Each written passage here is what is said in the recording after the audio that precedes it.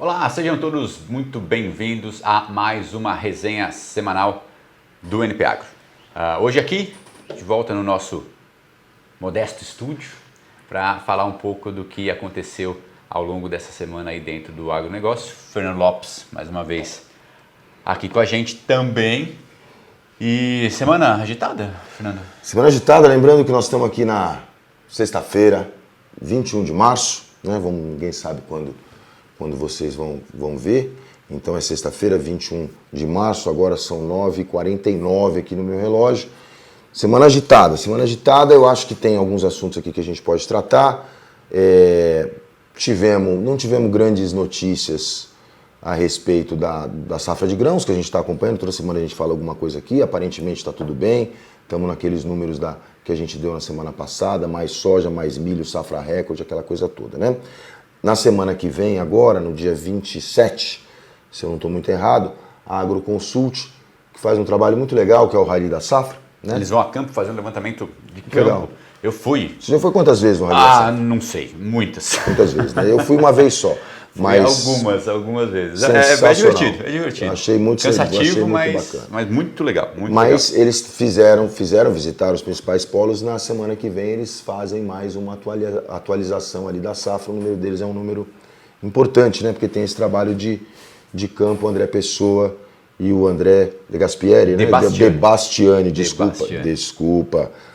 De Bastiani vão apresentar. Muito bem. Então, sobre safra, as coisas estão mais ou menos tranquilas. Outra notícia que eu acho que me chamou a atenção aqui essa semana, aliás é da semana até passada, mas venda única, venda de etanol hidratado, muito bem, né? O etanol hidratado muito competitivo em relação à gasolina nos postos, né? Então a gente está com vendas bastante aquecidas de etanol hidratado e com boas perspectivas ainda, o que não deixa de ser interessante aí, né? Inclusive para o ambiente, né? Não, sem dúvida. O etanol hidratado já há alguns, assim, no ano passado, no começo do ano passado, tinha um problema, porque estava saindo etanol pelo ladrão, assim, não tinha o que fazer, preços super baixos e tudo mais.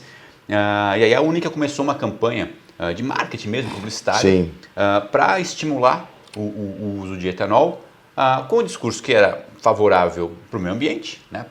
Em comparação à gasolina, que é um combustível fóssil, era favorável para o carro também, porque tem alguns aspectos técnicos em termos de desgaste que é menor em relação à gasolina, e também era bom para o bolso, né? Ou seja, o etanol que, de modo geral, deveria, para ser competitivo, tem que ficar em torno de 70% do preço da gasolina, ele estava bem abaixo ainda desse percentual. E teve resposta, né? Assim, houve de fato uma resposta, as pessoas passaram a consumir mais etanol, resolveu em parte o problema dos estoques ali que estavam super elevados, mas a campanha se manteve. Esse ano ela foi renovada, relançada, e está funcionando, né? Ou seja, as pessoas estão de fato usando o etanol.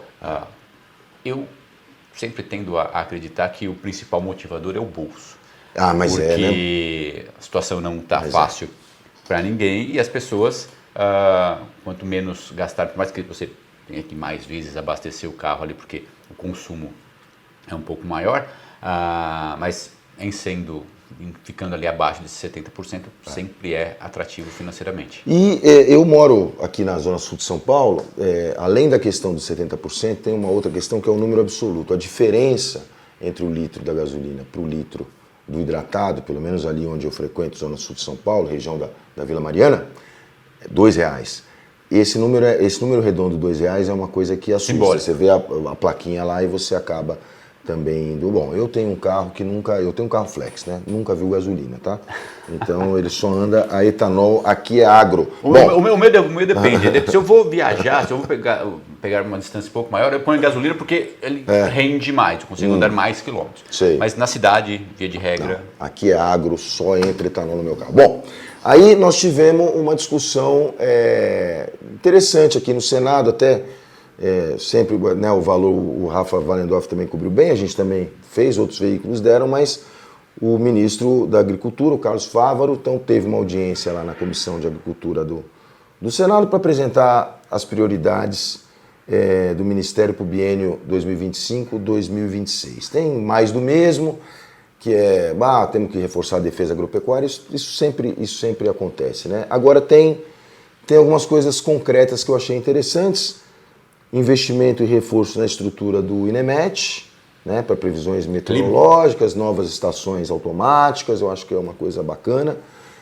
E para a Embrapa, achei interessante também, quer dizer, um novo concurso público que eles vão fazer, são 1.000 vagas ali que eles vão preencher, um pouquinho mais, e um reforço de mais de 100 milhões de reais no orçamento de pesquisas, especificamente. Então, acho que é importante a Embrapa, todo mundo sabe aqui a importância que a Embrapa tem, né? E aí temos seguro rural sempre, né? Quer dizer, inclusive a eterna tentativa de travar esse negócio. É um negócio, entra governo, sai governo, é interessante porque a Tereza Cristina está lá no Senado, né? A nossa ex-ministra da Agricultura, e ela, foi uma bandeira dela, sim, né? Enquanto ela foi ministra lá no governo Bolsonaro, para tentar passar esse orçamento, que normalmente se anuncia 1 bilhão, estamos falando daquele programa de prêmio subsidiado, né, que o governo faz seguro rural. Bom, normalmente se anuncia 1 bilhão, muitas vezes não empenham nem esse bilhão, e todo mundo quer 2 bilhões, 5 bilhões e tudo mais. Então ficou essa discussão no Senado, Tereza Cristina pressionando para que tenha esse aumento, Fávaro tentando genuinamente ali elevar o orçamento de 1 bilhão para 2 bilhões. Normalmente não acontece, mas vamos ver o que acontece nesse ano. Então tem mais do mesmo, mas coisas concretas. Ele falou alguma coisa de plano safra ou não? Então, plano safra é aquela velha história, né? Porque ainda não, o orçamento foi aprovado agora só, né? Foi. Então, será que destrava? Olha, os financiamentos voltam? Porque só foi bloqueado, ele foi liberado aqueles 4 bi. Estamos correndo com eles. E tá isso esperando o orçamento agora saiu, né? Então, pré-AgriShow, o AgriShow aí começa no final do mês que vem. Tá todo mundo contando com esse finalzinho aí para... O governo tem um problema grave, né, para o Plano Safra, porque chamado Selic.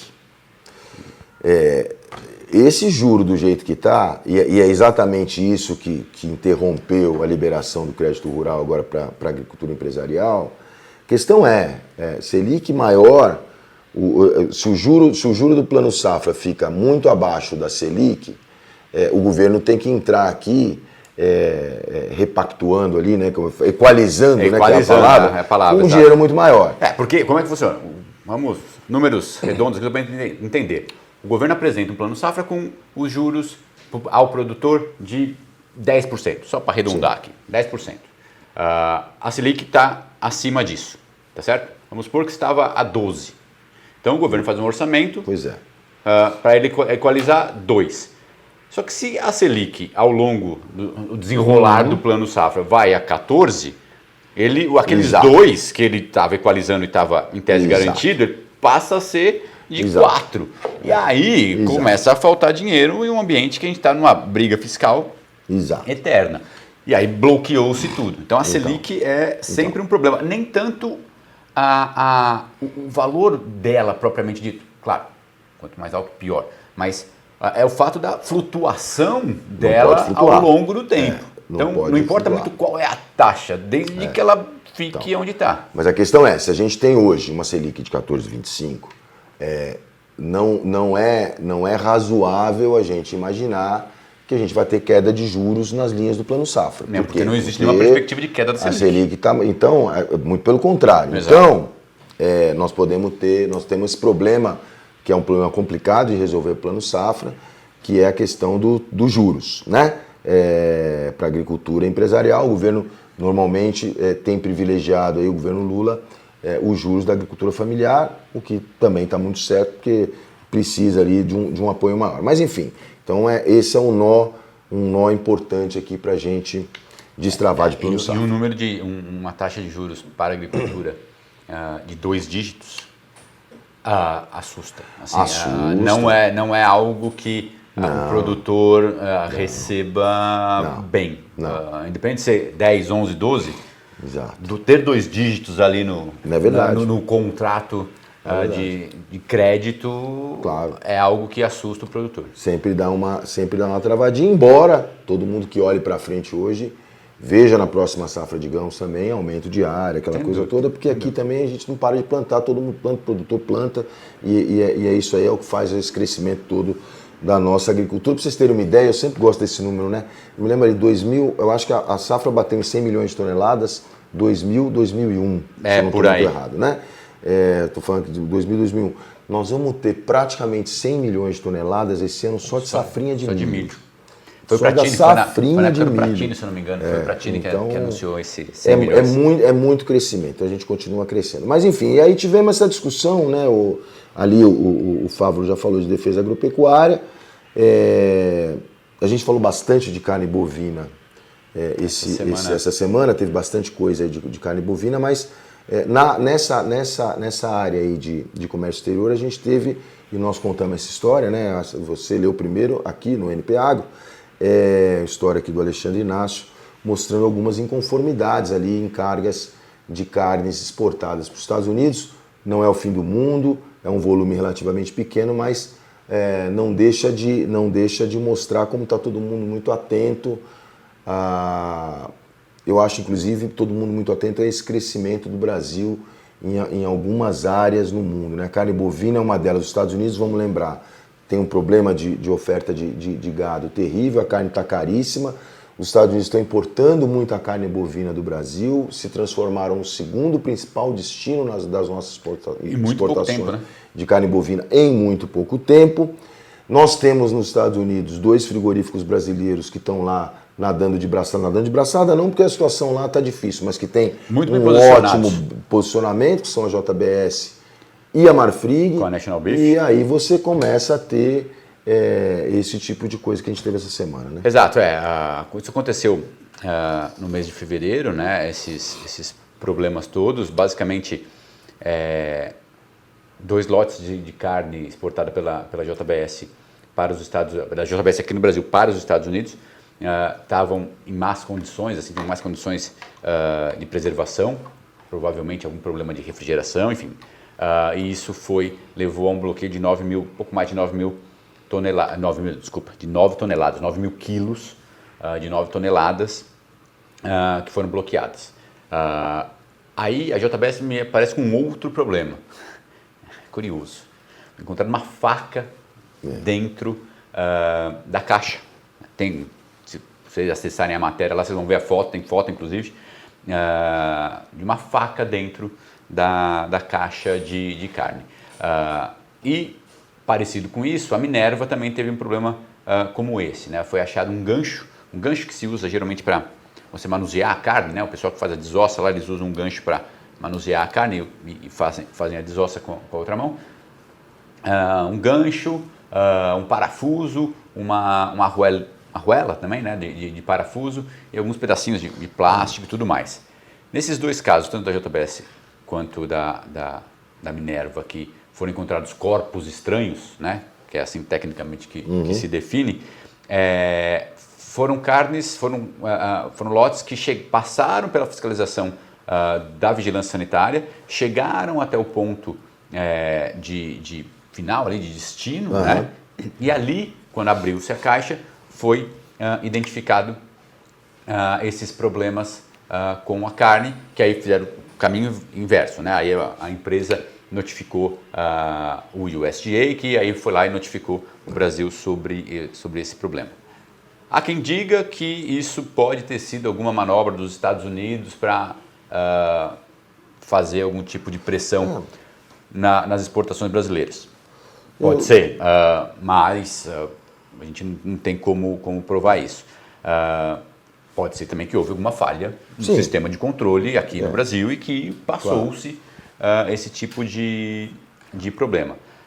O fato é que, assim, os Estados Unidos está muito atento a essas exportações, a esse aumento das exportações de carne do Brasil para lá, dentro desse cenário difícil que eles estão vivendo do ponto de vista de oferta que está mais restrita. Bom que se diga que aqui ninguém está pegando no pé de ninguém, são casos pontuais, as empresas inclusive se manifestaram na matéria que o Alexandre escreveu, são casos pontuais e são mesmo. Sem dúvida. essas empresas têm um controle que normalmente funciona muito bem aqui nos frigoríficos, no processo todo de exportação. Então, não há uma crise sistêmica. Isso não é uma crise sistêmica, tá? Longe disso. Isso é realmente um problema pontual, mas que mostra como a gente tem que ficar atento. Até porque a gente estava conversando aqui de como é que um gancho passa por um detector de metal. E aí fica aquele negócio, dito pelo não dito. Onde é que entrou esse gancho na jogada, a faca? Como é que o cara embarca uma faca e ninguém pega, enfim. Então você pode assim, ficar... Eu já tive a oportunidade de visitar muitos frigoríficos aqui no Brasil e alguns nos Estados Unidos. Do ponto de vista meramente de percepção minha, o controle aqui é maior do que lá. O que acontece dentro da indústria, o controle aqui é muito mais rigoroso do que o controle feito nos frigoríficos lá nos Estados Unidos. Então, assim, está todo mundo investigando, está todo mundo atento, sabendo disso.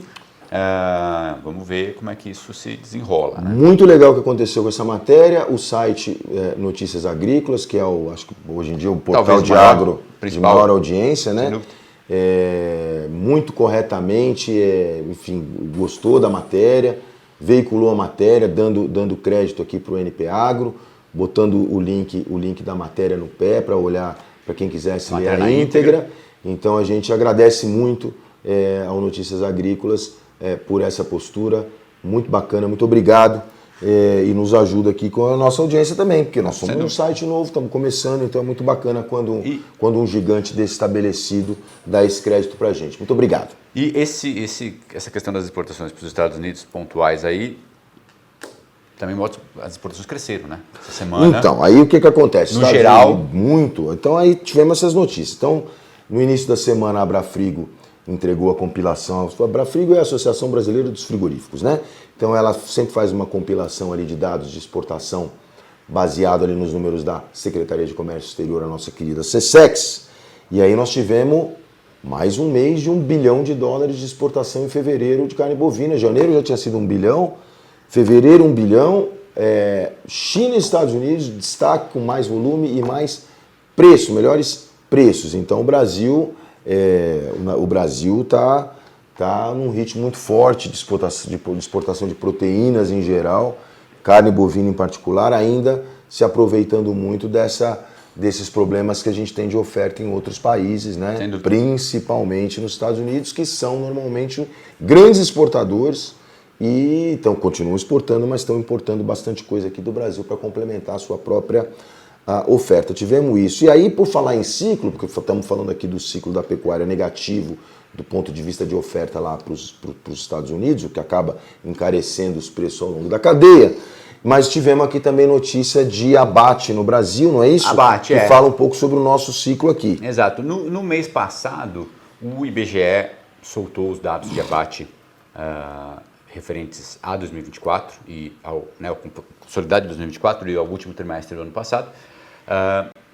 E já apontava esse recorde, a gente falou sobre isso. Mas nessa semana ele divulgou os dados um pouco mais aprofundados, em que dá para ver o quanto que efetivamente foi abatido de fêmeas, de machos e tudo mais. E a gente teve assim, um abate recorde de fêmeas incrível, assim, foi muita coisa. Isso mostra que o ciclo realmente está mudando, né? Exatamente. Até o ano passado, o que aconteceu? No consolidado do ano passado, consolidado todo do ano, abate recorde de fêmeas. Só que quando você começa a fracionar isso ao longo do ano, você pega os trimestres, você vê que o último trimestre, no terceiro trimestre, já tinha tido uma queda nesse abate de fêmeas. Tá. No quarto trimestre, caiu de novo. Tá. Então, por mais que no quarto trimestre, em relação ao quarto trimestre de 2023, cresceu muito, teve um crescimento. Mas em relação ao trimestre imediatamente anterior, caiu. O que isso significa? Que as fêmeas não estão sendo mais enviadas para o abate como antes. Perfeito. O pecuarista está retendo essas fêmeas para produzir mais bezerros, que são os bezerros que vão ser abatidos mais para frente. Então, essa reversão do ciclo, essa disponibilidade de animais para abate, né, consequentemente de carne, que a gente viu ano passado, tende a ser menor este ano. Há quem fale numa queda de 2%, 3%, até 5% eu cheguei a ouvir, mas ainda que haja uma queda de 5%, o patamar que foi ano passado foi muito grande. Então, as indústrias sentem que isso certamente pode ter algum impacto em preço, mas não vai ser um negócio tão crítico como foi, pelo menos neste ano de 2025. Pois é. Em 2026 a coisa pode mudar. Aí fica aquela discussão interessante, porque também ninguém vai dizer que a margem vai ficar muito espremida lá pro fim do ano, porque, por outro lado, tem pecuarista dizendo que a arroba vai passar de 400 no segundo semestre. Que maravilha. Então, e aí a indústria diz que não, o pecuarista diz que sim. A eterna briga. Nós vamos ver como é que isso vai ficar. Agora, de qualquer forma, a tendência, então, pessoal, é aumento de preço, né, de carne bovina. A gente já falou sobre isso aqui também. Claro que tem dólar que influencia, tem outras coisas que influenciam, tem a nossa postura de consumidor que influencia, tem substituição de proteínas, a gente sabe que tem, mas do ponto de vista de oferta e demanda de boi, a tendência é que a gente tenha preços mais elevados do que a gente teve nesses últimos anos. Uma certeza é cair não vai. Cair não vai, e aí é a questão de ver como é que vai parar a picanha lá na gôndola do supermercado, para ver quem é que vai conseguir comer. Pessoal de pescado animado com esse cenário, porque também entra na substituição de proteína. Sem dúvida, o peixe entra super bem.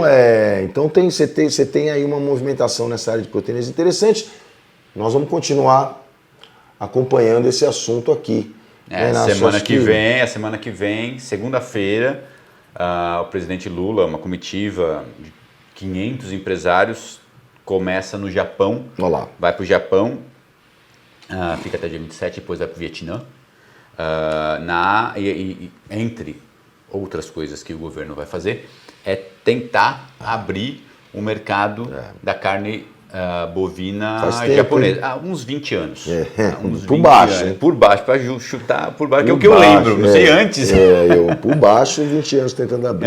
Para carne in natura, né? Para carne in natura. O Japão já compra carne industrializada, né? O principal argumento é que o Brasil não é reconhecido internacionalmente como um país livre de febre aftosa. País como um todo, né? Vacinação como um todo. Temos regiões, mas o país como um todo. Ainda não. Esse reconhecimento possivelmente ocorra em maio deste ano. A OIE, que não é mais a OIE, né? A Organização Mundial de Saúde Animal, é OMSA. Exato.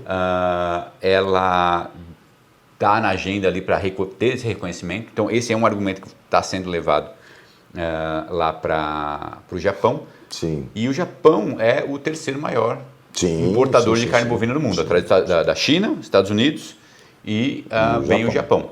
E paga bem pela carne que importa, ou seja, compra produtos com valor agregado maior. Ou seja, o Brasil, obviamente, está doido para que esse negócio se destrave. A gente está apurando algumas histórias aí, provavelmente a gente vai ter novidades aí já na segunda-feira, e para ver como é que isso se desenrola. Muito bem. Outros presidentes, eu já vi outras comitivas, outros presidentes irem para o Japão levando na bagagem o objetivo de abrir o mercado japonês para carne bovina, e já vi muita gente voltar decepcionado. Nós aqui vamos ficar na torcida para que dê tudo certo, vamos acompanhar o assunto, vamos fazer matéria semana que vem, falando mais sobre isso. Inácio, sempre um prazer.